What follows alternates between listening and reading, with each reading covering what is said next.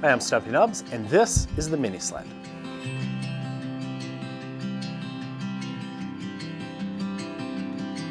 A few months ago, I designed a mega sled for the table saw. I love it because it does everything from squaring up big panels to joinery with jig attachments. But it's so big. I mean, sometimes you want to make a quick cross cut without throwing out your back. So I decided to make a smaller version. This way, I can use the mega sled for serious dimensioning, the miter sled for my 45s, and the new mini sled for everyday quick cuts. Of course, if you know anything about me, you know that everyday ordinary stuff just isn't the way I roll. If I'm going to make a sled, even a small one, I'm loading it up with features. In fact, I wanted this one to do many of the same things that the mega version did. You'll see what I mean later on. First, let's just see how it's constructed. I carefully lined up every part, keeping everything square and parallel. This makes it a lot easier to align everything with the saw in the end. I can't stress this enough. It doesn't matter what type of sled you're building, accuracy starts with the first bits you assemble. Check and double check, you'll be glad you did. I normally make my sleds with one big base panel that gets cut in half the first time you use it. But this time, I made it with a two-piece base, mostly because you might want to use up some smaller plywood panels.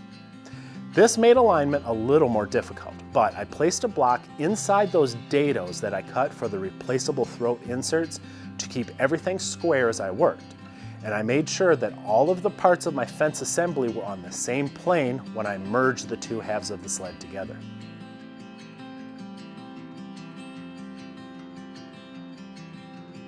I made the fence the same height as those of my other two sleds because I wanted to use all of the same jigs between them.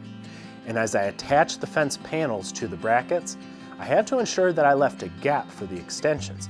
You can't have a table saw sled fence without extensions. I learned on the Mega Sled build that the extendable fences aren't just good for using stop blocks to make repeated cuts, they also add a nice support for longer stock, especially if that stock is light and flexible, such as moldings and trim.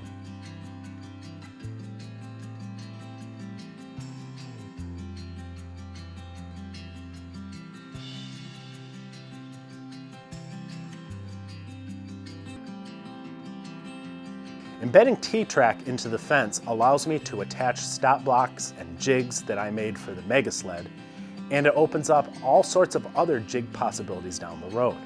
I like my sleds to be upgradable. I already have half a dozen more jig ideas for attachments. Like all of my sleds, this one is square to the blade by adjusting the runners. I think that's a lot easier than somehow adjusting the fence to the blade. I even made a video about how to make and adjust homemade runners, which you'll find on our website.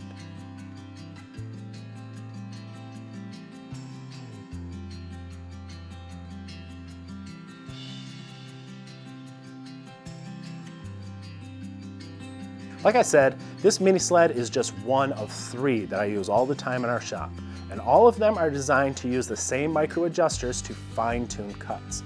The same joinery jigs for cutting tenons and bridle joints, and for cutting spline miters, even the finger joint jig.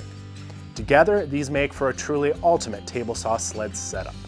I really recommend that you watch at least the second part of the 2 Mega Sled videos that show you how these jigs work. You'll find those at stumpynubs.com in the homemade tools section. And we're also making separate videos for each jig, beginning with the finger joint jig in the new issue of Stumpy Nubs Woodworking Journal. That and project plans and everything else are at stumpynubs.com. Thanks for watching.